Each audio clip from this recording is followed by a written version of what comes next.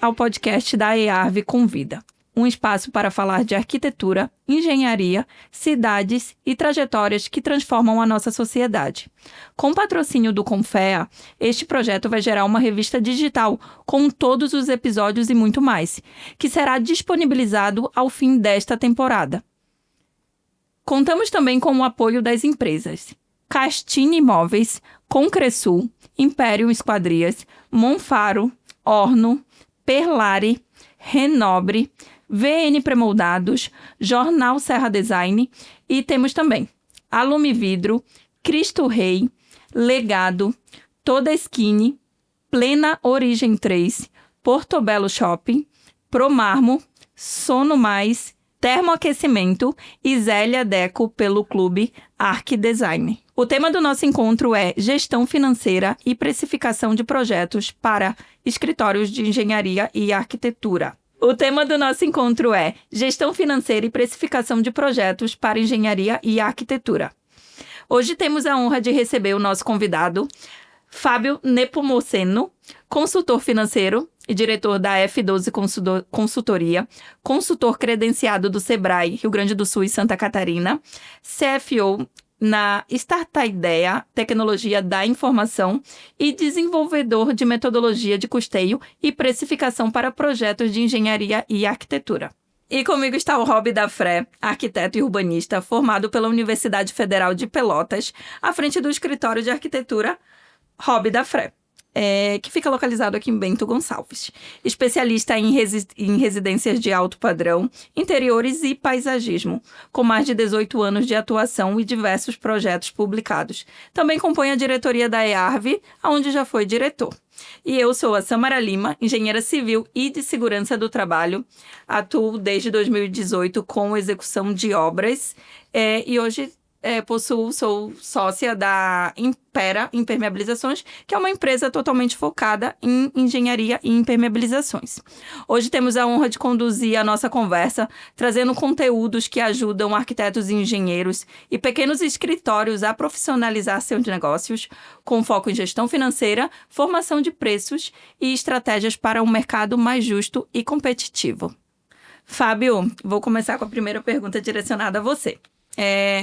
Como um pequeno escritório pode estruturar seus honorários sem cair na armadilha de cobrar por metro quadrado ou simplesmente tentar seguir o preço da concorrência? Que é o que a gente vê acontecendo muito, sim, né? Sim. Bom, primeiramente, olá, Samara, Rob. Quero agradecer a EARV, pela oportunidade de estar aqui falando aos ouvintes, telespectadores aí sobre gestão financeira, que é uma área que dói, muitas vezes, ou as pessoas não querem fazer ou não sabem fazer, têm desconhecimento, mas é importante, sobre a sua primeira pergunta dos escritórios, fala um pouquinho, desculpa eu falar um pouquinho no meio da pergunta, mas eu já tive uma experiência com escritórios de arquitetura e engenharia, de atender eles, e pelo que eu noto, uma das dores principais é o pessoal tentar seguir sempre o preço de mercado, ou seja, olhar sempre a questão do preço do concorrente, ou até do parceiro. E respondendo um pouco da sua pergunta, o que o escritório hoje tem que ter é um método de cálculo, ou seja, ela tem que ter uma forma de calcular o seu preço, e não somente olhar o que o outro faz.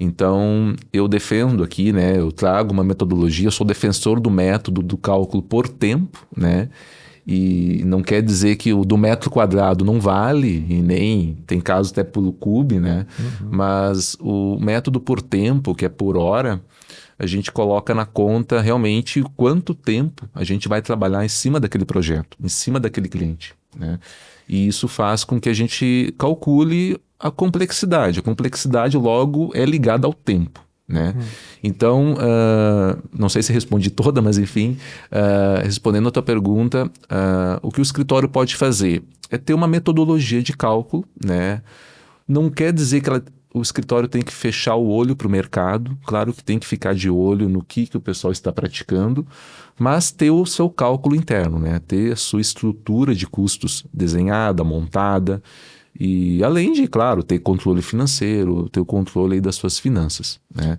Sim, tu acha que daqui a pouco as pessoas entram nessa situação da concorrência, né?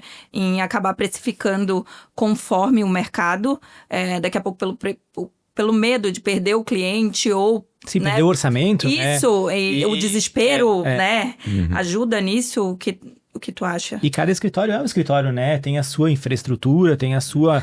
E isso tu não pode medir pelo colega, né? Tem que ser realmente a tua estrutura, né? De trabalho. Sim. Eu diria que é um conjunto de duas coisas, né? O medo, né? O medo daqui a pouco de perder o cliente, né? E daqui a pouco, assim, de estar sem cliente, né? E aí quem vai montar um escritório de arquitetura ou engenharia também já tem que estar ciente de que tem que ter um valor, um caixa para suportar um tempo.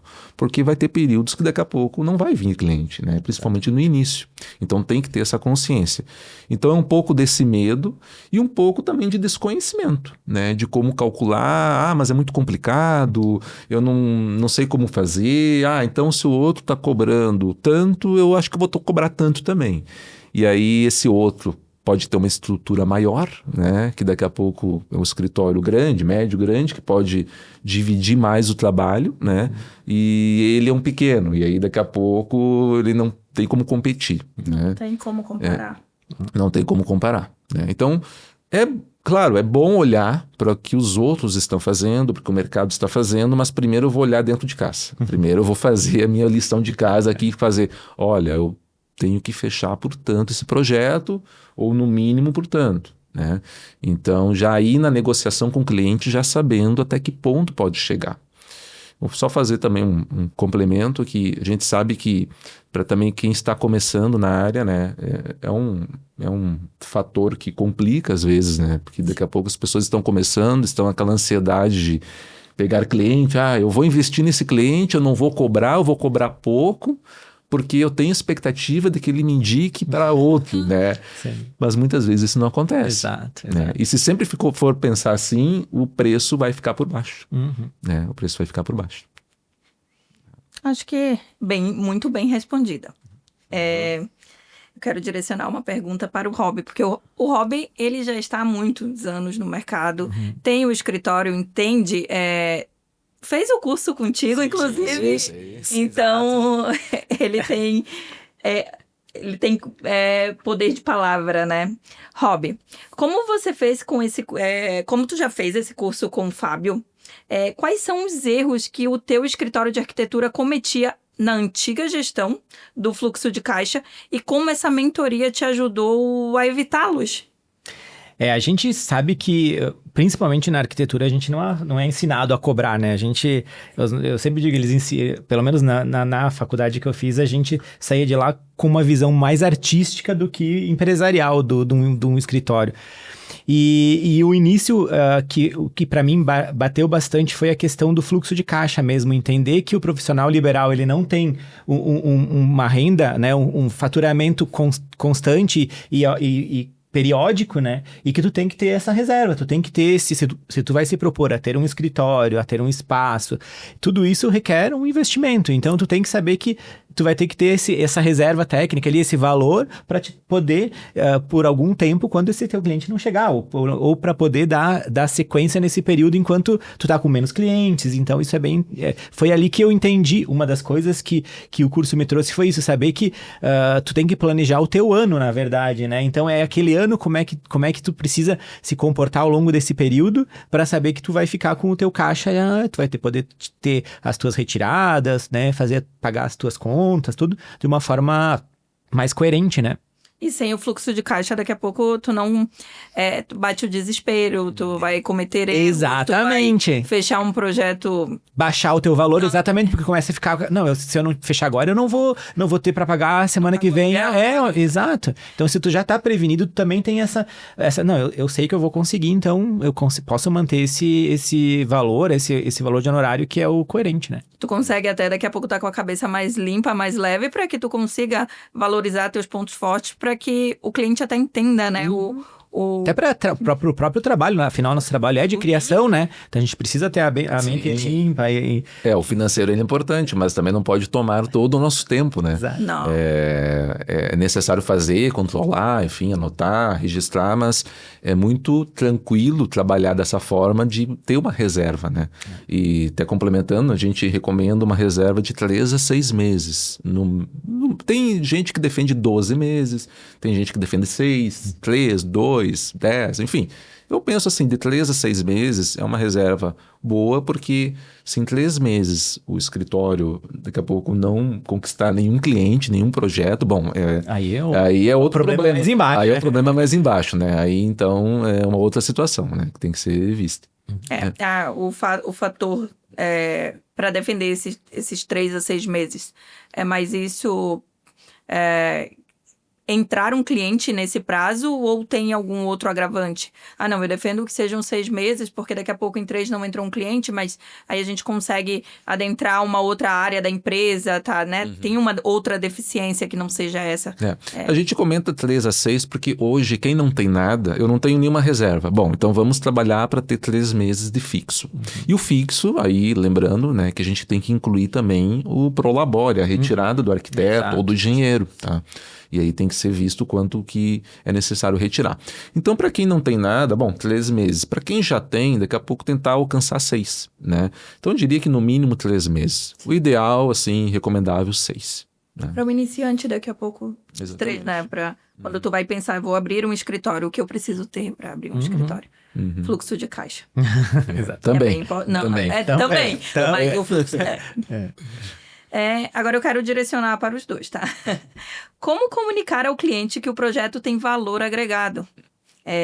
Estudo, criatividade, principalmente ali da arquitetura, né? A criatividade, a responsabilidade técnica, que aí já volta bem para a engenharia, né? E não apenas um preço, né? A valorização do profissional, que é isso que a gente estava falando. Como mostrar para o cliente o valor do meu trabalho. Posso? Claro, vamos lá. O que eu penso, né? Eu não sou engenheiro nem arquiteto, mas eu sou consultor que também trabalha com serviço, né? Então, assim como também vocês trabalham com serviços, eu também trabalho. O que eu noto, assim, que o que agrega valor é desde o primeiro momento que o cliente entra em contato, né? A forma que ele é tratado, né? Daqui a pouco para fazer o briefing, né? Que acho que é o termo que vocês usam, né? Para entender melhor o cliente, o projeto. Se o cliente vem até meu escritório, como é que é meu escritório, né? Como é que ele está, onde ele está localizado? Como é que o cliente vai se sentir lá, né? Tudo isso agrega valor. Por que a gente percebe numa empresa ou num estabelecimento comercial que a gente olha, ali deve ser muito caro as coisas, lá no outro deve ser muito barato, né? Por quê? Porque a gente olha de fora, né? E serviço, ele é mais impactante, ele é necessário ter isso porque ele é intangível. O cliente não conhece o nosso trabalho até o momento da gente realizar ele. Então, até o momento de fechar é uma aposta, né? É uma confiança que ele tem ou uma indicação que ele recebeu. Enfim, ele veio até nós por algum caminho, né? Então, desde o momento do primeiro contato até o momento de apresentar um contrato, explicar, ter transparência, enfim, explicar também para ele essa parte técnica, né? E eu sempre penso assim que por que não falar para ele?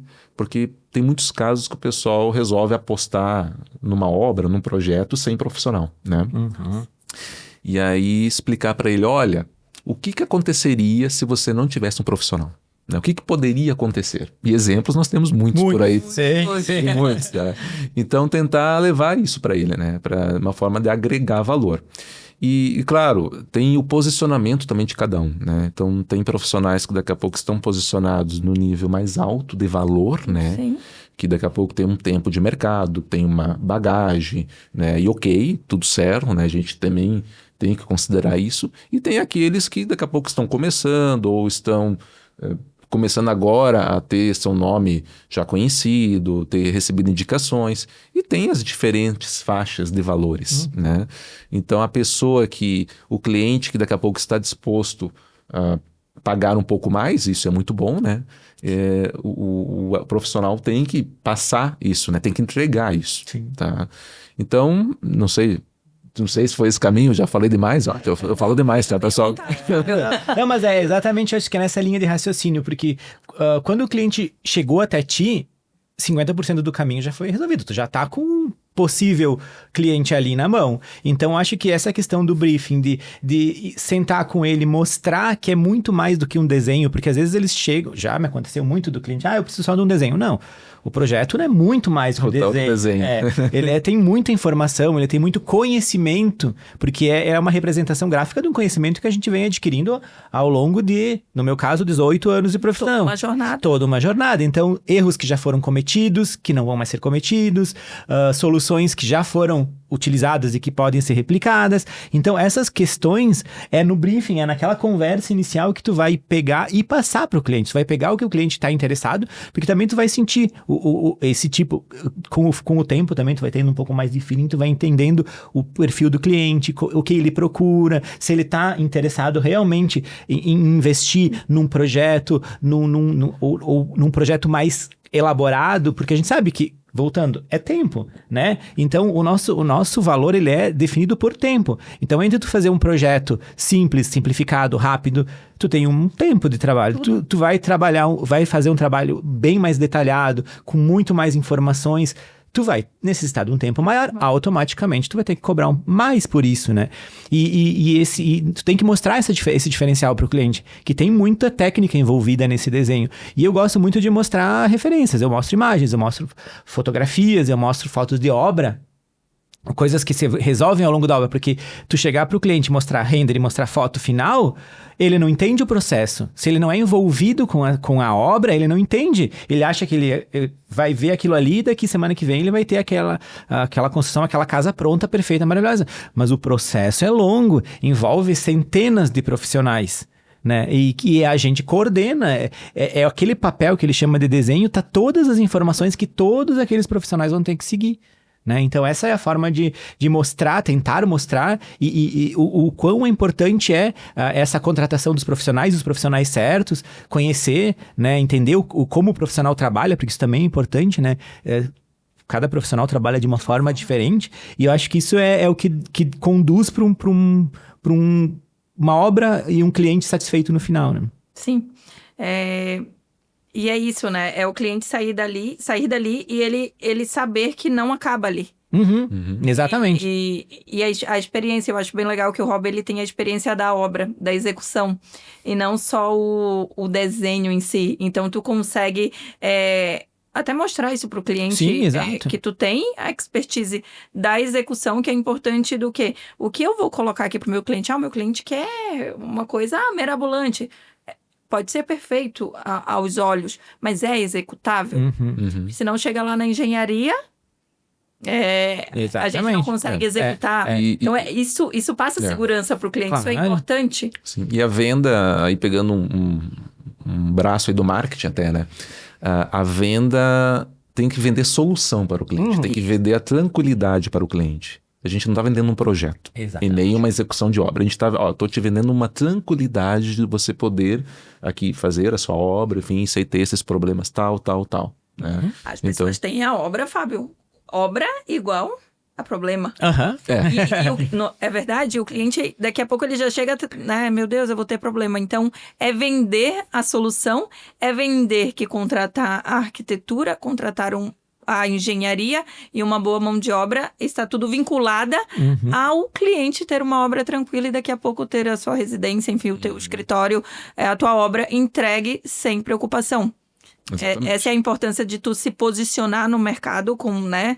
E até nós estávamos falando quando o cliente chega a ti, ele chega por indicação. Quando é por indicação, 50, ele já chega a 90 já tem no teu muito, escritório. exato, mas foi por quê? Porque tu vendeu para alguém. Conseguiu te posicionar muito bem com esse alguém. Então, a venda no boca a boca, a indicação, ela Sim, ela funciona muito bem ainda, né? Sim. Então, a gente tem as redes sociais, tem outros métodos hoje, mas ainda a indicação para quem presta serviço, acredito que predomina. Predomina. É o que mais é indicado. Principalmente quando fala em converter, eu acho, né? Sim. Porque do cliente chegar e converter ele o cliente de indicação é muito mais fácil, porque ele já vem com o que vem de internet, que vem de Instagram, tu tem que, tipo, né?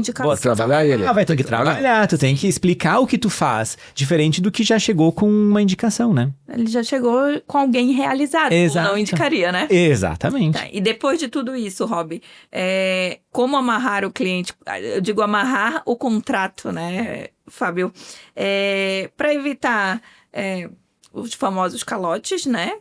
Porque não tu vende e depois tu tem tudo um pós, né? Entrega do projeto, pagamento, enfim. E para que tu consiga garantir a vida financeira do teu escritório e organizar teus recebíveis, enfim. Como seria esse processo, né? Bom, primeiro tem um contrato, né? A gente ainda vê casos que o pessoal não tem contrato, né? Então, não fazem contrato, tá? Então, tem muito disso. Então, o primeiro passo é ter um contrato. Além de ter um contrato, não quer dizer que fazendo um contrato e entregando para o cliente assinar, vai se resolver tudo, tá? Porque muitas vezes a gente entrega ali um contrato de 3, 4 folhas e não explica. Então, além de ter o contrato descrito, tem que sentar com o cliente e explicar.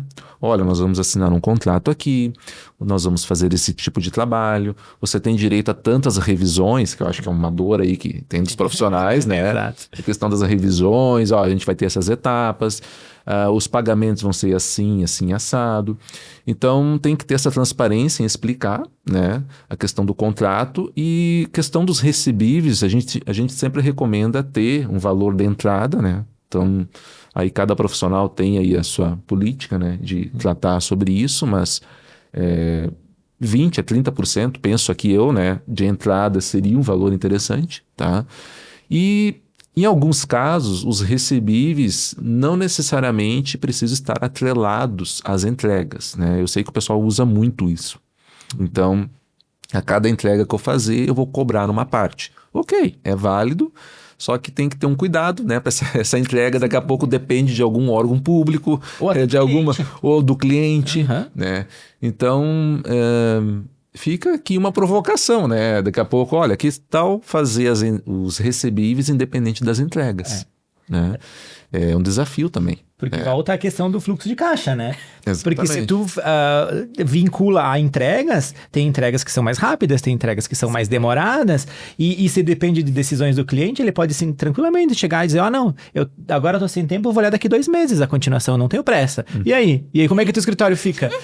Então isso tem que ser pensado, né? Porque realmente vincular ele às entregas, o cliente fica mais seguro porque eu vou pagar por um trabalho que eu tô recebendo, mas a gente tem que pensar pelo nosso lado também, né? Se a gente tem um bom fluxo de caixa que isso não vai te atrapalhar, perfeito. Agora, se isso te atrapalha, já é mais complicado. Isso fica, né, com aquilo empacado. Exato. Principalmente se você trabalhou antes, né? Muito antes, né? E aí, agora eu vou cobrar, mas o cliente não quer seguir adiante. Uma vez eu atendi um profissional que ele fazia regularização, né? Junto, acho que a PPCI, não lembro agora. E aí tinha um documento, algo que estava faltando, dependendo de órgão público. Aí ele não conseguia cobrar, porque ele não conseguia cobrar o cliente, porque não conseguia entregar. Ele não conseguia entregar porque tinha uma pendência no órgão público lá. Sim. E o cliente, não, aqui está condicionado à entrega. E Fábio, faz o quê? Nos ajude, Fábio. Não, pule as entregas. Nesse caso que já fez, tem que sentar com o cliente e explicar. Porque já foi feito o contrato dessa forma. Só que o contrato já foi feito. Se o cliente quiser, não vou pagar, bater o pé, está no contrato. Né? Está no contrato. E também, assim, como são os projetos, né, os trabalhos, eles levam tempo para ser elaborados, né? Também o profissional vai sentindo como é o cliente, né? Ele pagou uma entrada, ele pagou a parcela, ele está pagando em dia ou não está pagando. Então, há sinais ali que o cliente dá, né? Se ele vai continuar, se ele tem condições ou não. E o contrato também é não vou dizer que é uma garantia, né? Mas ele reduz o risco do calote. Não vou dizer que não vai ter calote com o contrato, né? Pode ter, mas é um meio formal, daqui a pouco de poder cobrar uma dívida, de poder encaminhar para uma cobrança extrajudicial ou judicial também. É o teu respaldo, é o teu documento, exatamente. né? né? Exatamente. E eu acho interessante também a questão de contrato, é que fique bem claro o que é e o que não é responsabilidade da gente, né, de nós como profissionais. Porque, de novo, na questão da ânsia de fechar o cliente, o orçamento, a gente vai prometendo, promete. Cara, isso tudo tem que ser bem pensado, bem analisado e bem transcrito de uma forma correta, por isso que é sempre bom ter um apoio de um advogado, de alguém que te ajude nesse sentido. Um jurídico, pelo menos, eu não tenho um jurídico disponível porque meu escritório é pequeno. Contrata pontual para desenvolver o teu contrato. E isso é bem importante porque a gente pode cair em várias furadas, nessas questões de prazos, nessas questões de responsabilidades, que nós temos muito, tanto a arquitetura quanto a engenharia, ela tem muita responsabilidade envolvida.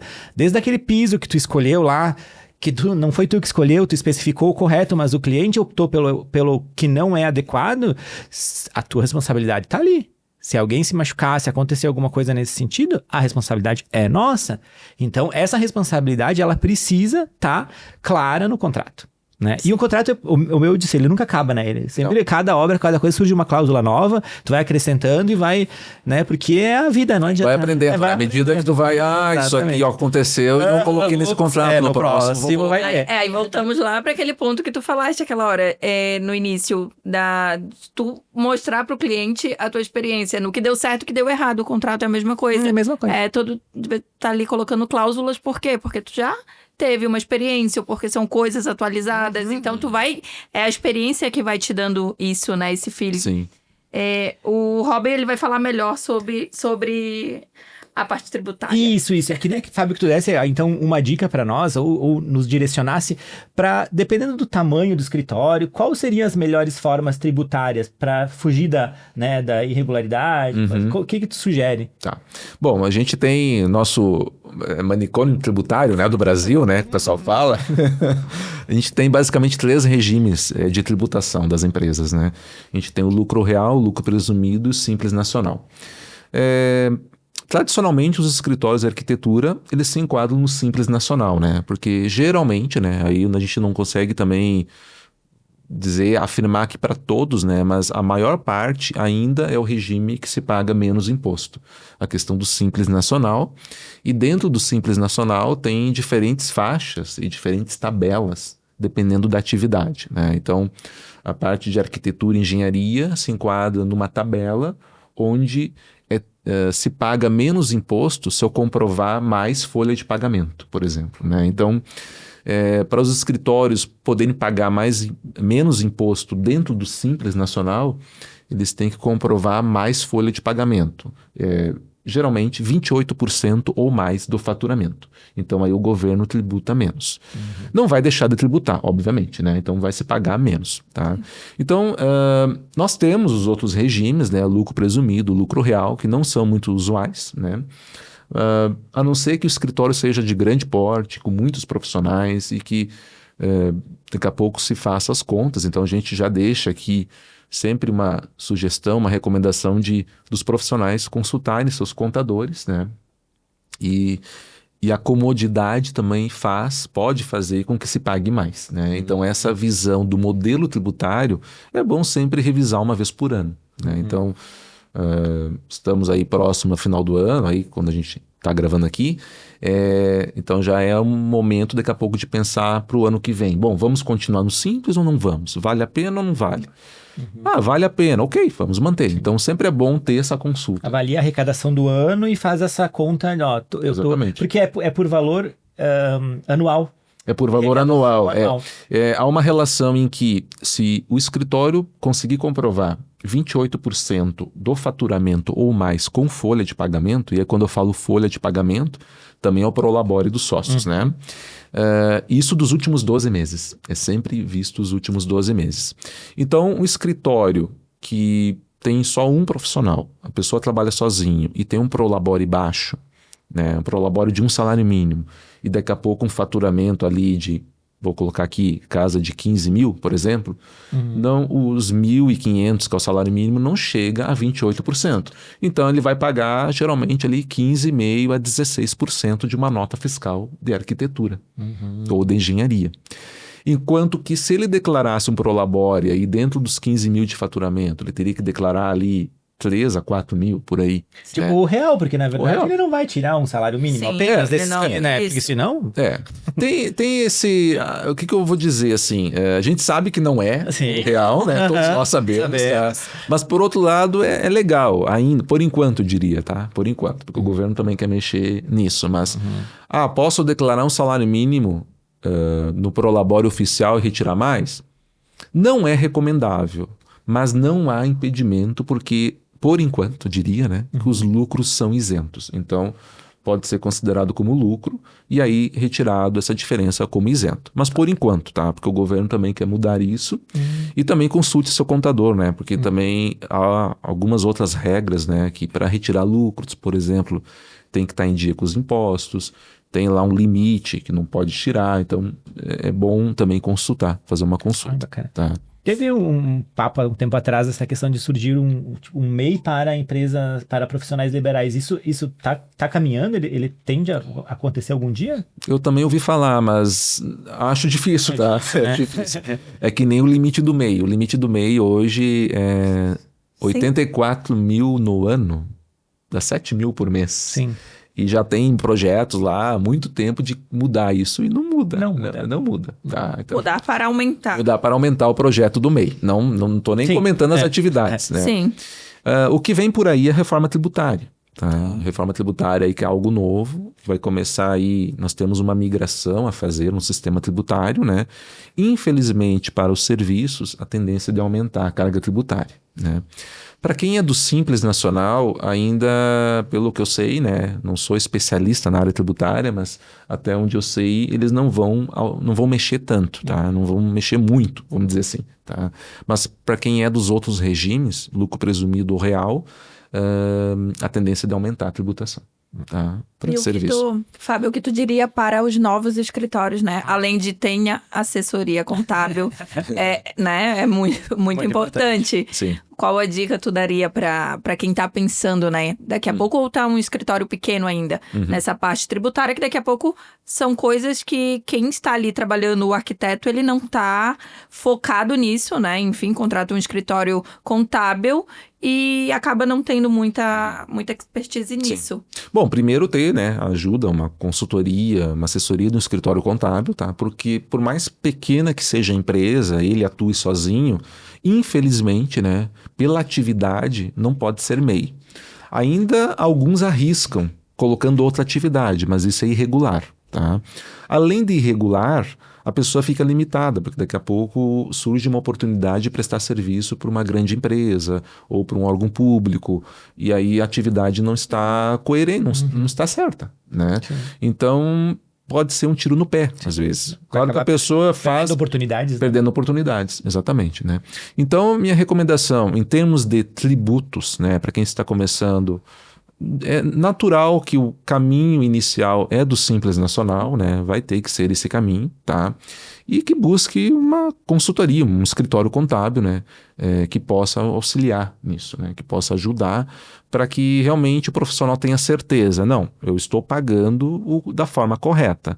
O que tem, porque aqui a gente não está defendendo não pagar, tem que ser pago, tá? Sim. Só que tem que pagar da forma correta, né? A pior coisa é pagar errado.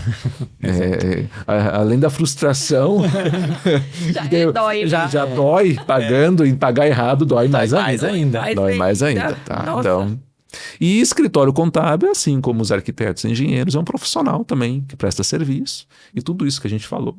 Também serve para um profissional contábil, né? Então, a questão do atendimento, para quem trabalha, também é por indicação. Daqui a pouco, algum escritório que já atue, né? Que seja especialista nessa área da civil, né? Da engenharia, da construção civil, é importante também. Exatamente. Agora, vamos entrar em um ponto, né? Como tu falaste. Por que, Fábio, ainda não conseguimos nos posicionar no mercado com valorização? Tem muitas outras áreas que conseguem daqui a pouco ter ali o teto ou consigam se posicionar, né? Consigam se valorizar. Porque a engenharia e a arquitetura ainda enfrenta essa situação, essa desvalorização. E daqui a pouco tu consiga dar alguns exemplos de algum exemplo de um profissional de uma área, né, de uma categoria, que hoje consiga se posicionar no mercado cobrando o piso, cobrando corretamente, que não tenha essa disparidade, né? Emparelhagem, sabe? Que tem esse emparelhamento ali de cobrança. Sim. É uma dificuldade. Então, você estava falando de contadores, eu sou contador também, né? Apesar de não ser mais atuante. Estou como consultor, mas eu sei que uma das dificuldades também é dos escritórios poder seguir a tabela de referência, né? Que também a engenharia e a arquitetura tem, provavelmente tenha. Eu acredito que talvez, acredito eu, né, que há uma percepção de valor diferente que as pessoas têm da arquitetura e engenharia. Talvez no sentido assim, é luxo, ou é estético, ou o Rob falou, não lembro agora o termo lá na faculdade dele, que artista. É artístico, né? Então, artístico até talvez poderia levar. Valorizaria. Tá? Mas vamos comparar ali que talvez com uma área jurídica, área médica, né? Que geralmente... Porque eles também têm os perrengues deles, né? Sim, também. São alguns, né, passam pela desvalorização. Exatamente. Mas a questão não é da urgência, da importância que as pessoas têm, é diferente, tá? E claro, isso cabe ao profissional, ao engenheiro, ao arquiteto, mudar isso, né? Só que é um trabalho em conjunto. E de que forma? Bom, mostrando a importância, ou mostrar quais as consequências se ele não tiver, né? Porque talvez é mais fácil explicar o que acontece se ele não tiver do que o que acontecer se ele tiver, né? Então, parte de cada um, tá? Não é algo assim que vai mudar do dia para a noite. Sim. Talvez, eu não conheço, não estou muito por dentro, né? Na questão aí da área de vocês, né? Mas tem um sentimento até que já foi pior no passado, não sei agora como está, tá? Mas pode ser uma impressão minha, né? Mas isso à medida que vem novos profissionais e consegue se posicionar, se capacitar, fazer treinamento, cursos, não só sobre a área técnica, mas também sobre marketing, sobre finanças e realmente conseguirem ter um posicionamento diferente, isso pode mudar. Sempre vai ter aqueles, tá? Sim. Sempre vai ter aqueles que vão cobrar mais baixo. Em todas as áreas, né? Em todas as áreas, né? Podem atrapalhar o mercado. Eu diria que podem atrapalhar, mas não duram, tá? Então, se há algum consolo ou algo que a gente pode ver aqui, assim, não duram muito, tá? Não tem uma sustentabilidade a médio e longo prazo. Porque prometem entregar muito, cobram pouco, daqui a pouco enche de cliente. E não entregam nada. E não entregam, né? Ou entregam de uma forma precária e daqui a pouco contrata gente, não contrata gente que não é capacitada, enfim, tem vários outros problemas. Sim, e aí volta na questão da indicação, né? Se tu cobrou barato para pegar o cliente, não atendeu as necessidades dele, ele não vai te indicar. Ou pior ainda, ele vai falar mal do teu trabalho. Então é isso. É entender que a gente tem custos básicos, até quem está começando, que na maioria fica na ilegalidade com programas, softwares, né? A gente sabe que tem essa possibilidade. Então, o custo é alto. Que o custo é alto, então, eu trabalho de casa, eu não tenho um espaço físico, mas tem que pensar que um dia, ou a tua ideia é ficar ali para sempre, ou se tu vai querer crescer e se tornar um profissional realmente no mercado, tu vai ter que contabilizar isso, mesmo que nesse momento tu não tenha. Poxa, quanto custa esse programa que eu uso pirata? Quanto ele custa se eu tiver que comprar ele? Então pensa, divide isso aí por 12. Esse é um custo fixo teu já. Então, sim, tu tem que pensar na hora de tu orçar, de criar o tua linha de orçamentação, que esses custos vão ter que fazer parte da tua profissão. Então, tu tem que estar contabilizando eles. E acho que isso é uma forma, quando o profissional começar a entender que tem esse custo, ele vai entender que ele não pode cobrar mais baixo. Porque senão, se ele cobrar um valor inferior, como é que ele vai se sustentar, né? E tu tem poder para falar sobre isso, né? Quantos cursos, quantas especializações constantes tu tem que estar ali se atualizando. O hobby... Sim, eu tô fazendo pós.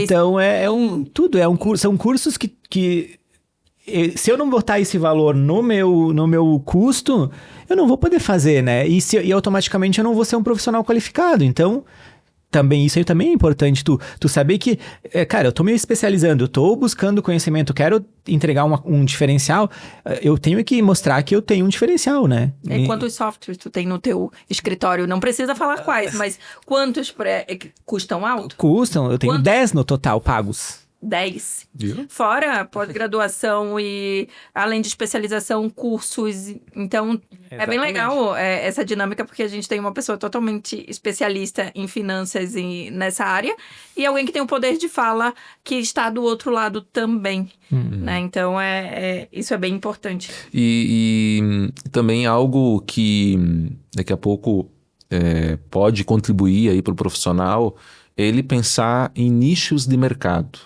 Daqui a pouco, nichos de atuação, né?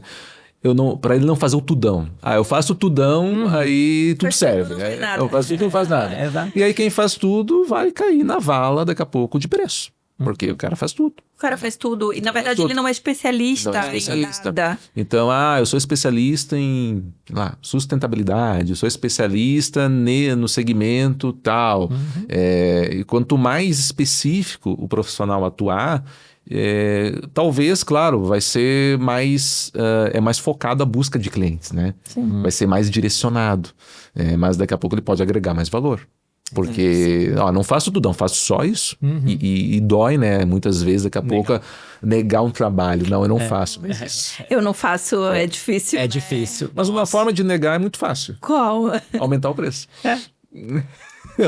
E quando o cliente, ele E te digo, muito... te digo o seguinte, ele vai aceitar. Ele vai, Se ele tá realmente interessado no teu trabalho. E aí também é uma forma de filtrar o cliente, porque a gente também tem que ver pelo outro lado, né? Se tu quer ter uma carreira promissora e leve, leve, é ter clientes que entendam o teu perfil. Porque é horrível tu trabalhar para um cliente que não é o teu perfil como profissional, porque tu vai passar o tempo inteiro batendo de frente com ele. Isso não é saudável. Não, nas decisões, nas escolhas, e o teu retrabalho é maior, porque Sim. tu vai levar o teu perfil, só que não é o perfil dele. Então tu vai ter que voltar e refazer para apresentar o perfil dele. Tu não vai estar satisfeito com o resultado e vai ter demorado o dobro para fazer. Né? Então isso também... E como identificar? É importante. Briefing. Briefing, referências, sempre pedir referências.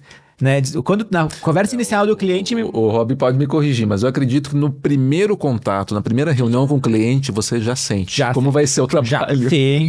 O cliente vai te dar trabalho. Sim. Tem perguntas que tu faz que tu já sabe como é que ele vai te direcionar. E eu sempre peço, eu digo assim, eu não sou contra Pinterest. As pessoas dizem, né? Eu disse, olha, manda referência, me manda, porque tu começa a entender até que ele não tem referência. Entende? Porque quando ele manda tudo de tudo, ele não tem referência. Na verdade, ele tá perdido. Ele Exato, não sabe o que ele não sabe o que quer. Então, vai ser um cliente que vai te dar trabalho. Mais trabalho, porque se ele não consegue identificar o estilo que ele tem, tu vai ter que propor coisas diversas. Aí a cada final de semana, a cada janta com amigos, vem uma referência nova. Uma referência nova, exatamente. E agora eu quero concreto aparente, amanhã eu quero tudo hippie. Faz uma janta, traz o projeto, abre na mesa agora, todo mundo dá a sua opinião. É bem assim. Acontece. Então, temos que, na verdade, torcer para que todos da área queiram manter uma valorização, né? Para que possamos nos valorizar Entendam a mais. importância, né? Isso. Claro, tem as entidades que estão, né? A IARV, né? Também, inclusive, estão por trás do CREA, o CAL, enfim, estão por trás disso, né?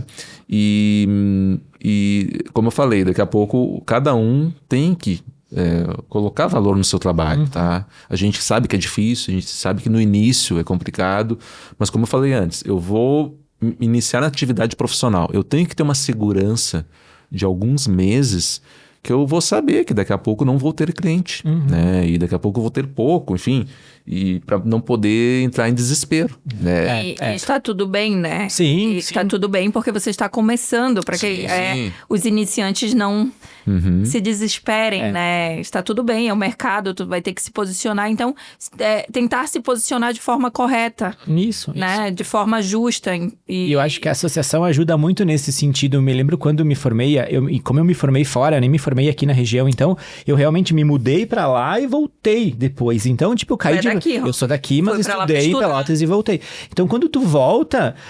Eu tinha uma perspectiva de mercado totalmente diferente da cidade, porque eu tinha a perspectiva de mercado da cidade que eu estudei. Pelotas? Lá eu conhecia o pessoal, eu conhecia as empresas, eu tinha relacionamentos lá, mas quando eu voltei, tu cai de paraquedas, né? Então, para um recém-formado, ter associação para tu chegar para ele, cara, sabe, aquelas palestras que a gente faz, aqueles encontros, às vezes é só para te ter um network mesmo, uma troca de experiências e abrir mercado e conhecer pessoas, né? Sim. E aí isso vai te fazer também entender um pouco do mercado, entender essa necessidade, porque a gente realmente, a gente sai perdidos. Sim. E a gente sai, o Cal tem uma planilha de honorários e tal, que ele é um pouco distorcido, mais voltado para capital, talvez, para nossa região é um pouco complicado de aplicar, mas é uma referência. E pode ser usado, pode ser adaptado e ajustado. E a nossa intenção aqui na IARV é, daqui a um tempo também, criar alguma coisa nesse sentido para ser norteador, sabe? Para ajudar, porque é difícil para o recém-formado. Tu sai muito, muito inexperiente na questão financeira, sai né? Cru, né?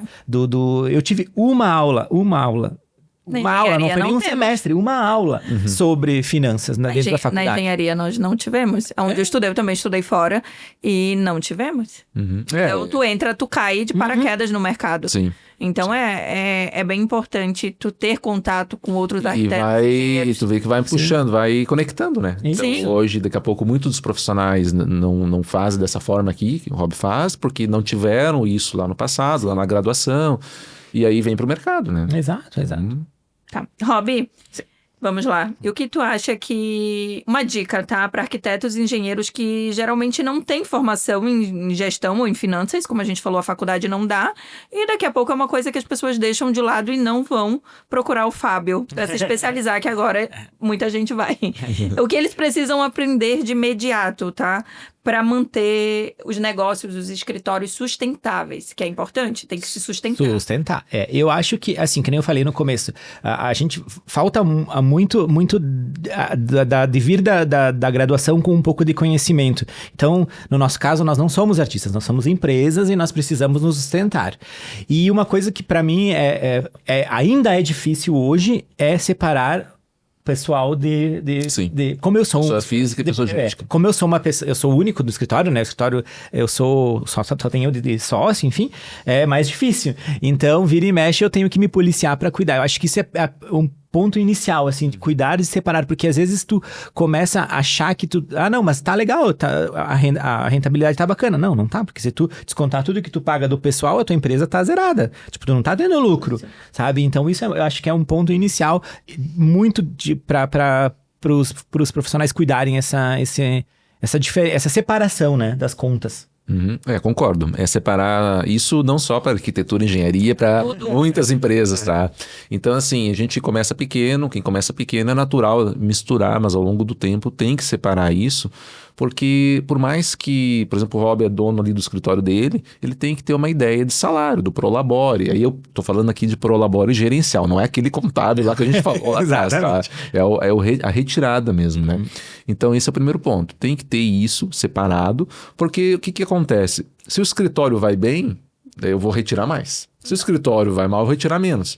Então eu estou junto com o escritório. Exato. Né? E aí nunca vai ter uma reserva o escritório. Exato. Então a gente recomenda, a gente sabe que não é fácil, né?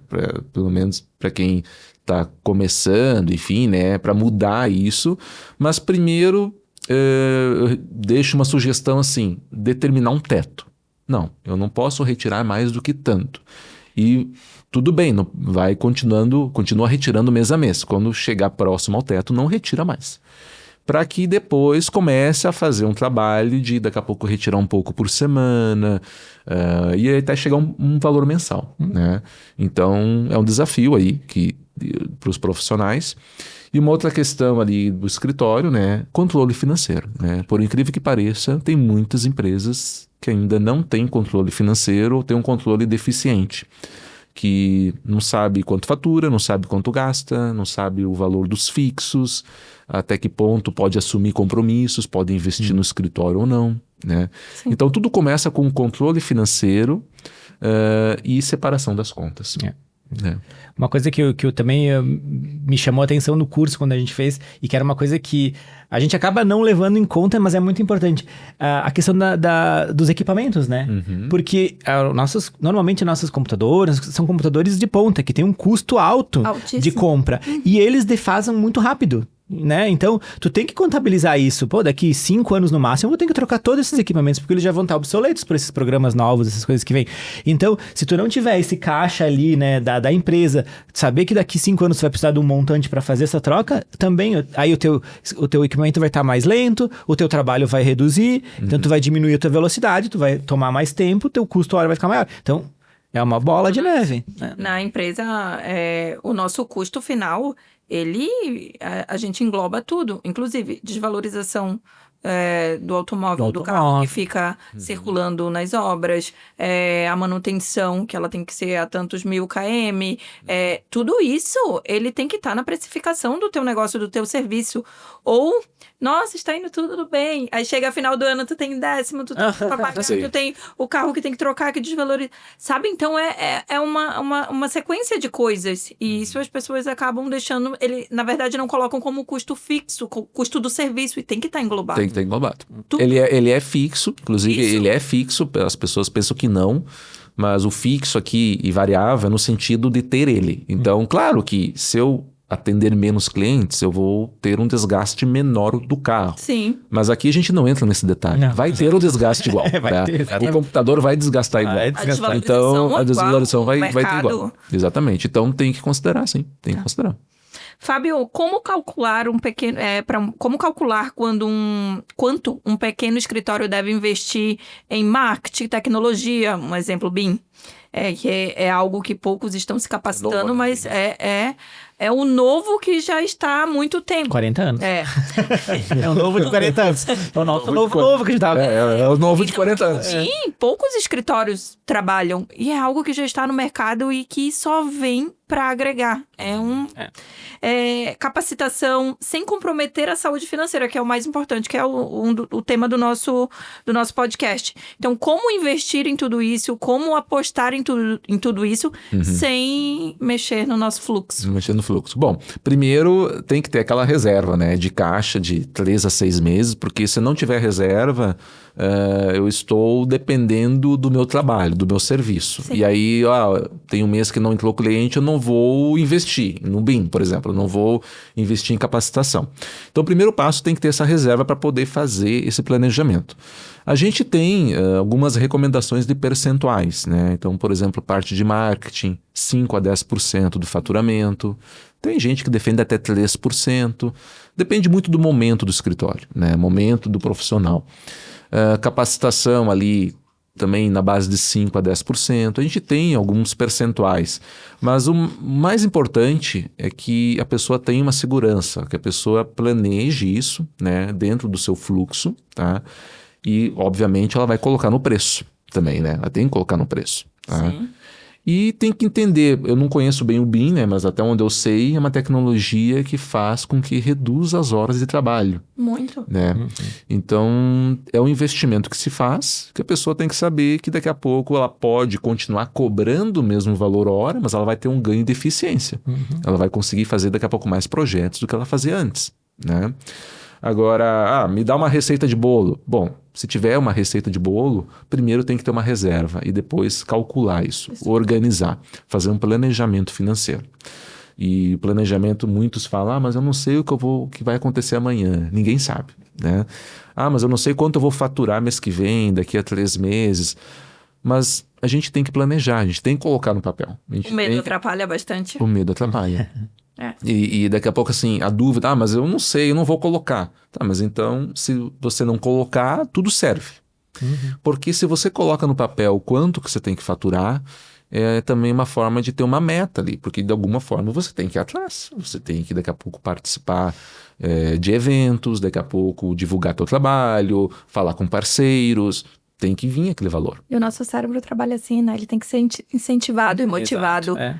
Tu tem que ter uma meta a ser alcançada. Tem que ser uma meta. Isso Um exemplo, meu escritório está bombando, estou com muitas obras, devo continuar investindo em marketing ou não? Isso aqui eu vou dar uma parada porque eu estou, né, tá tudo muito lindo, ou não? Sempre tem que ter, tem que ser constante. Tem que ter constante, tem que ser constante. Tudo tem que ser Tem que constante, ser né? constante, tá?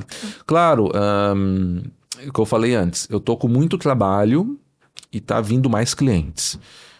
Bom, aí tem alguns indicativos, assim, de 2 a 3 meses, se continuar muito trabalho, então é o momento daqui a pouco de contratar pessoas, ampliar a estrutura do escritório, tá?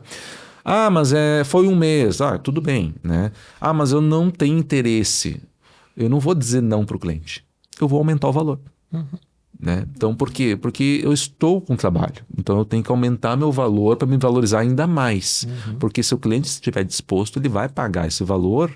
E aí, claro, eu posso depois subcontratar, enfim, posso ver alternativas. Tá? Então, 2 a 3 meses, se o escritório estiver bombando e continuar, é um indicativo que daqui a pouco tem que contratar mais gente. Por que 2 a 3 meses e não no primeiro mês? Porque muitas vezes é temporário, né? Sim. E cada um cada um pode ter também o seu limite de tempo, né? Porque pode acontecer em 3 meses bombar e depois baixar. E tá tudo bem eu aumentar o valor hoje e amanhã, daqui a alguns meses, eu ter que baixar até o quanto isso implicaria, sabe? Aí que a gente... Aí Caminho sem volta? É o caminho sem volta. Essa é a minha pergunta. O pior caminho ainda é o contrário, né? Tu começa abaixo e depois aumentar. E claro que se tu trabalha com preço muito acima e vai reduzir, tu consegue. Só que talvez tu vai se afastar do perfil de público, né? E nada impede que tu tenha serviços diferentes. Claro que a arquitetura não é algo embalado, desenhado que nem uma água aqui, né? Uma garrafinha de água. Sim. Mas tu pode pensar daqui a pouco em pacotes premium, pacote básico. Olha, o projeto aqui, meu básico é esse. Meu valor premium é esse que tem mais o acompanhamento lá de projeto. Sim, tu vai agregando serviços. Tu vai agregando serviços. É um projeto simples, mais detalhado, mas, né, enfim, compatibilizado. Isso. Então tu consegue, daqui a pouco, ir nessa linha. Exatamente. Tem, dentro aí da técnica de precificação, né, a gente tem valores que o profissional pode cobrar, por exemplo, somente para pagar todas as contas, que é um valor de empatar, né? A gente respeita, eu respeito, né? Porque a gente não está lá do outro lado também, porque daqui a pouco a pessoa não tem reserva. Tu não conhece a dor dela. Não conheço a dor dela, né? E daqui a pouco ela tem que fechar. Só que tem que ser algo consciente, né? Então, assim, pior coisa é quando a pessoa faz isso sem saber quanto está perdendo, quanto está ganhando. Então, pelo menos ela tem que saber quanto ela está deixando de ganhar. Sim. Né? Ela está trabalhando para empatar, né? Exatamente, para passar. E aí, eu vou fazer esse mês porque eu tô com baixa, aí mês que vem também, aí daqui a pouco vai entrar num círculo ali, sempre que ela vai sair daqui. Tu consegue sair, porque tu tá sempre... Aí tu tá com aqueles trabalhos que tu teve que pegar com um valor inferior para poder dar o giro na máquina, e aí tu não vai conseguir entregar um bom trabalho para um cliente específico. Triste, né? E o pior é que daí o cliente vai indicar, vai lá no fulano que fez um trabalho barato. Exatamente. Aí ele vai lá e como é que tu vai falar que não é mais barato que eu... Isso, exato.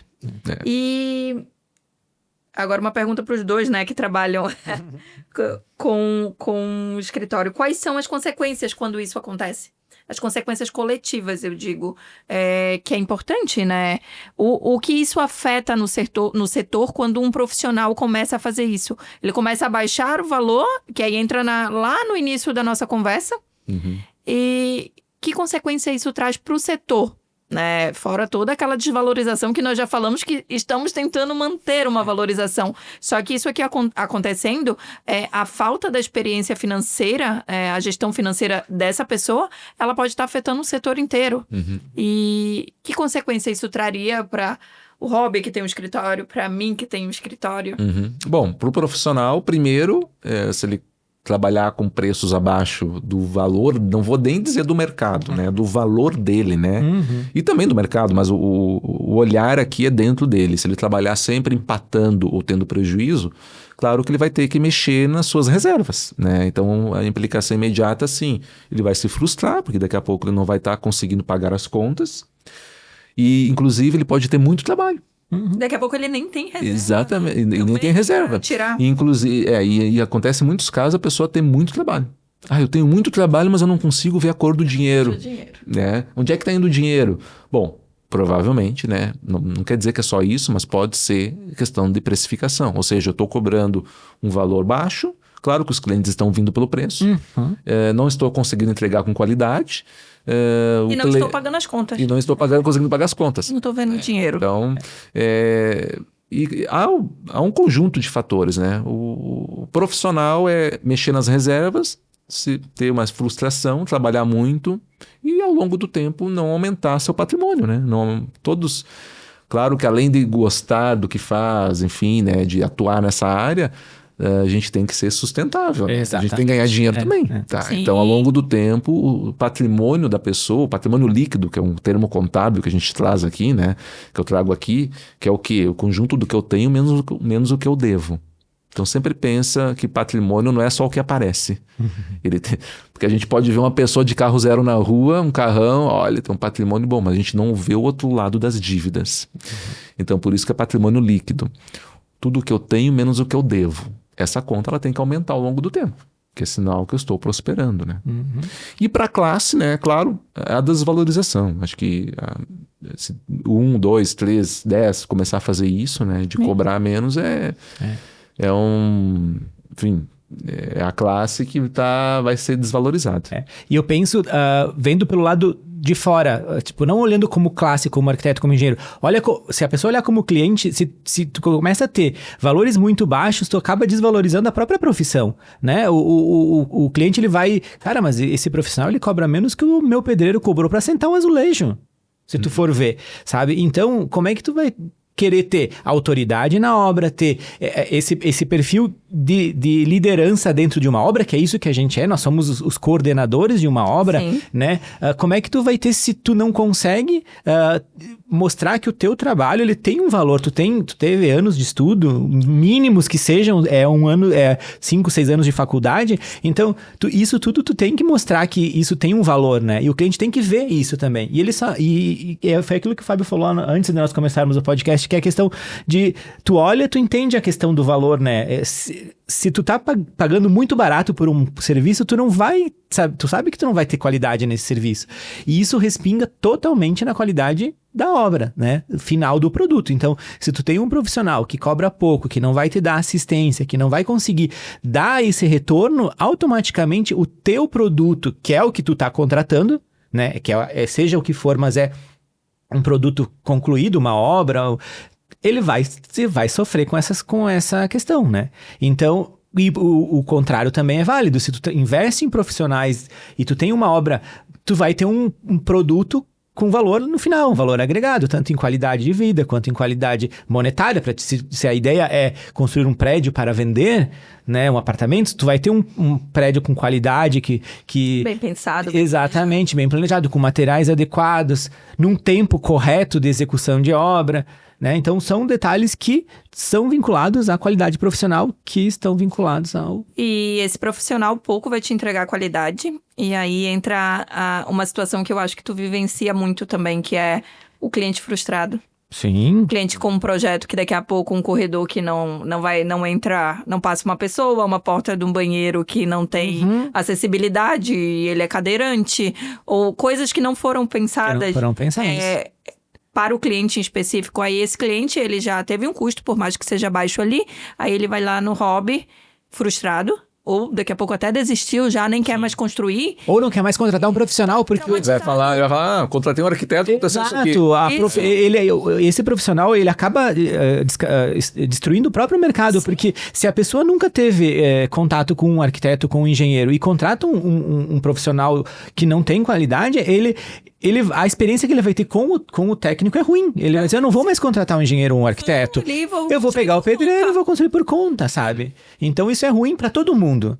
O cliente também vai ficar insatisfeito no final, porque por mais bons, que eu sempre digo, mais bons que os profissionais de obra, pedreiro, sejam, eles são profissionais de execução, eles não têm a função de pensar no todo, de pensar no projetar, né? De pensar antes e o depois. Então eles estão lá para ser coordenados, para ser guiados por alguém.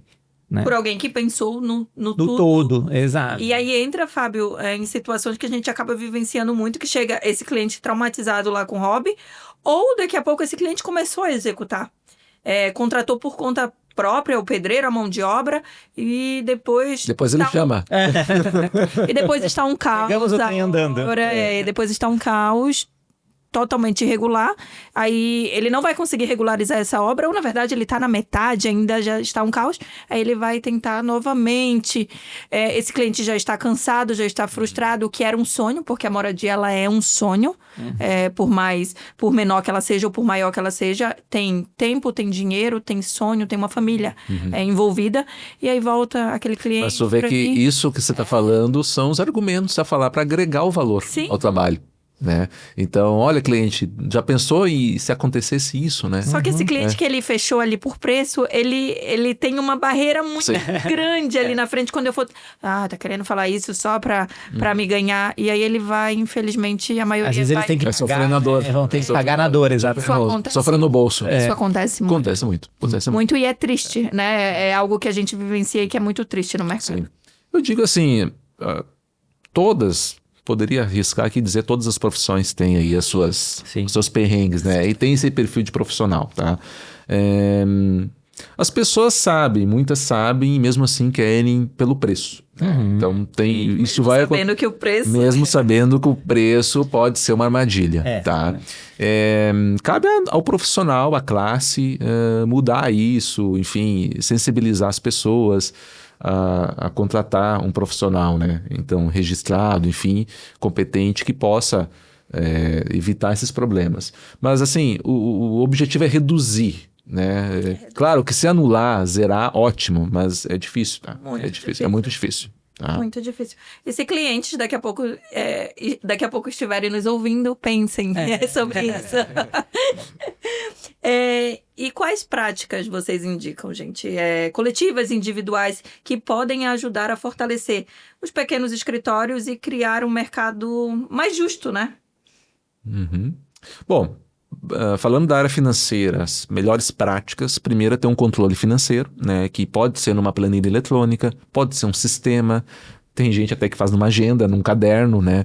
Claro que a agenda, caderno, que é manual, ele dificulta a compilação dos dados, né? Porque também não adianta a gente fazer por fazer e sem olhar, sem analisar. Eu posso fazer 3 meses um controle financeiro e não olhar para ele. Mas aí eu não vou saber o que está acontecendo com o escritório, quanto eu estou gastando em combustível, quanto eu estou gastando daqui a pouco nos fixos, salários, enfim, na minha retirada, quanto está sendo. Então, controle financeiro e análise, né? Isso é importante ter. E ter um cálculo de preço, custo, preço estruturado. Temos a tabela, né, as tabelas dos conselhos, que é uma referência, mas ter esse olhar interno. Então, aqui a gente defende o cálculo por tempo. Então, fazer um cálculo ali do quanto que vale a sua hora. Quanto custa a sua hora, né? Então, tem que fazer essa conta. Quanto custa o meu tempo? Quanto custa o tempo, né? E aí, através disso, estimar, quando tiver um projeto, um trabalho, fazer essas estimativas de tempo, né?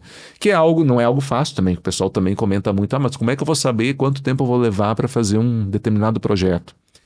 Isso é a bagagem, é a experiência. E se não começar a contar, nunca vai saber, né? Exatamente. Contabilizar, tu nunca vai saber. Exatamente. Quanto mais experiência tu tem, daqui a pouco tu já consegue ter aquele feeling. É aquilo. Hoje eu estou melhor que 5 anos atrás. Daqui a 5 anos vou estar melhor que hoje. Exatamente. Com certeza. A ideia é essa, evoluir, né? E tu, Rob, o que tu diria para... Eu acho que individual é exatamente isso, é conhecimento, é investir em conhecimento, se aprimorar, buscar uma área de interesse que seja a tua área de interesse de trabalho e se especializar e buscar nesse sentido. E gestão. Acho que individual a questão é isso também, tu entender a gestão do teu espaço, do teu trabalho e saber gerir de uma forma correta.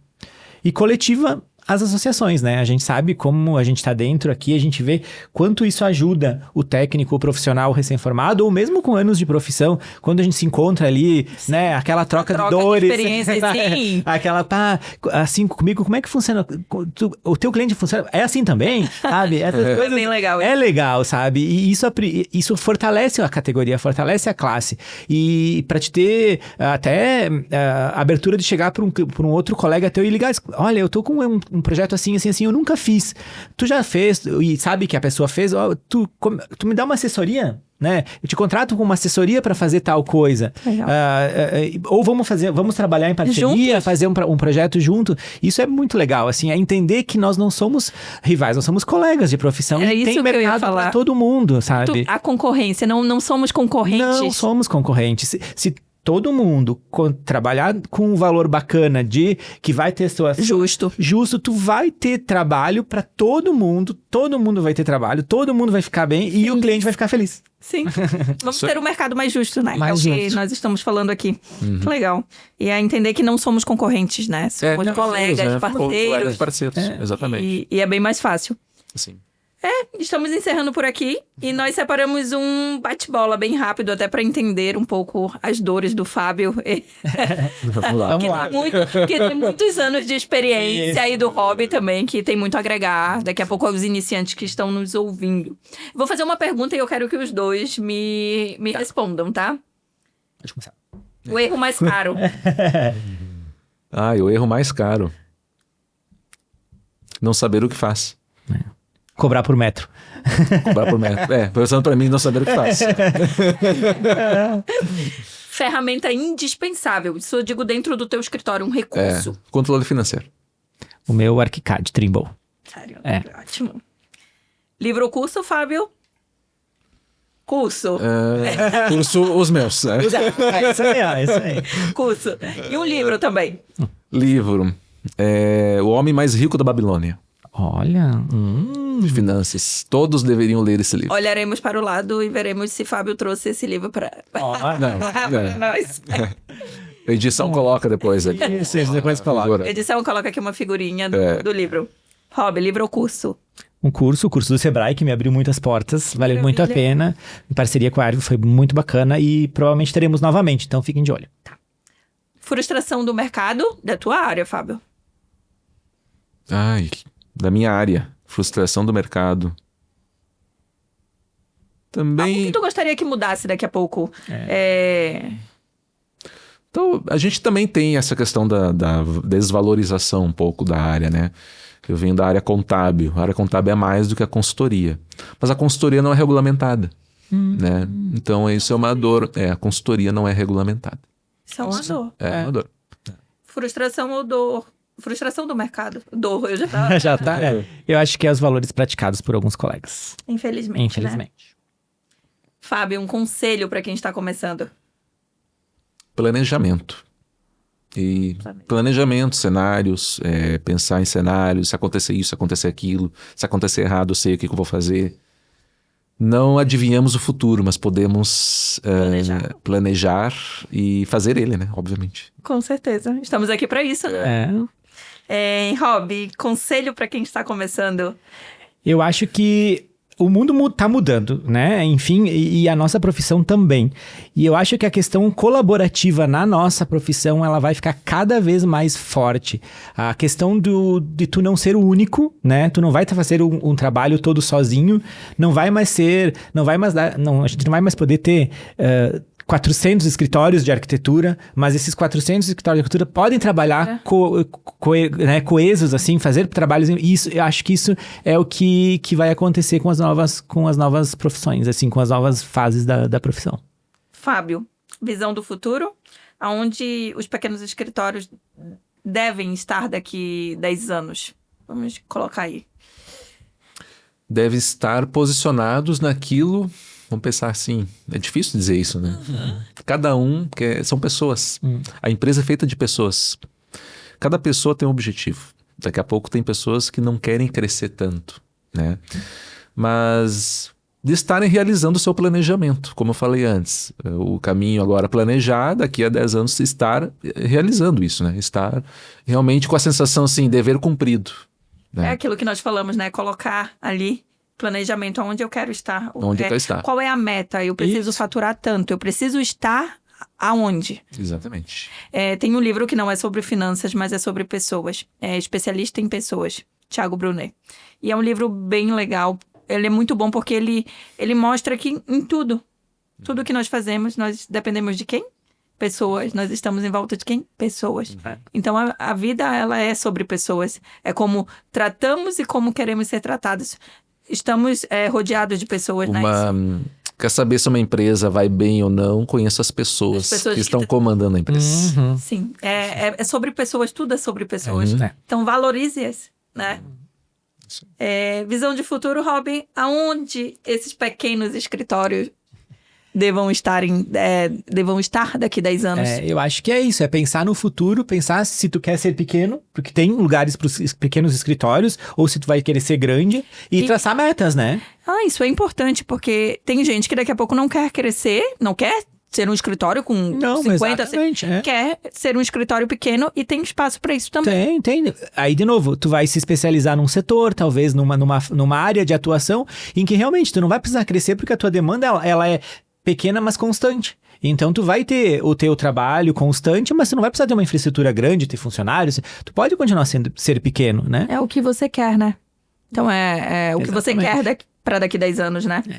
Eu acho que é isso, gente. Alguém tem uma dica para os iniciantes daqui a pouco? Se Eu tenho que pudéssemos- fazer meu jabá, O né? Fábio tem que falar, com certeza, com certeza. Então, pessoal, eu já venho trabalhando há algum tempo com essa metodologia de precificação, né, e formação de preços para escritórios de engenharia e arquitetura, e embalei isso num produto online, né, num infoproduto, que é um curso de 6 horas, onde, além de toda a parte teórica, tem também uma ferramenta de cálculo, né, que é a parte aí de uma tabela que auxilia você a calcular o custo da hora e por quanto vender, né? Então, tem todo um curso explicando isso lá no nosso site f12consultoria.com.br, e aí lá tem soluções online. O curso Arquitetando Preços em Projetos. Muito bom, tá certo.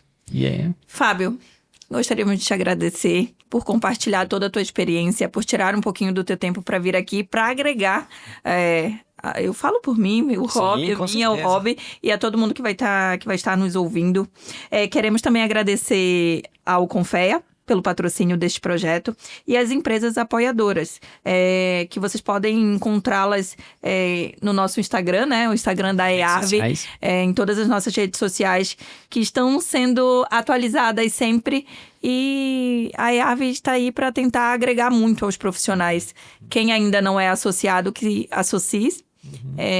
Eu acredito que só tem a agregar, né? Pode falar um pouquinho. A gente sempre busca trazer as necessidades dos associados também. Então, às vezes a pessoa tem alguma dor, alguma coisa que ela... no momento que ela está junto dos seus, é mais fácil dela conseguir ter voz, né? Então, Sim. a associação, ela é um pouco sobre isso também. Eu tenho problemas de financeiros. Não daria para trazer um curso sobre finanças? Cara, se a gente vê que é uma coisa coletiva, a gente vai buscar e vai trazer. Estamos abertos, né? Porque a ideia é essa, é realmente fortalecer, né? E por ser uma associação de arquitetos e engenheiros, então a gente realmente abrange uma área bem grande da construção. Então são assuntos que eles estão interligados, né? Então é bem bacana, às vezes não é específico da tua área, mas se tu trabalha, tu tem conhecimento nunca é demais, né? Conhecimento Nunca. Então, todas as empresas que são apoiadoras, que fizeram com que hoje esse podcast pudesse ser realizado, elas são envolvidas na construção civil, são da área.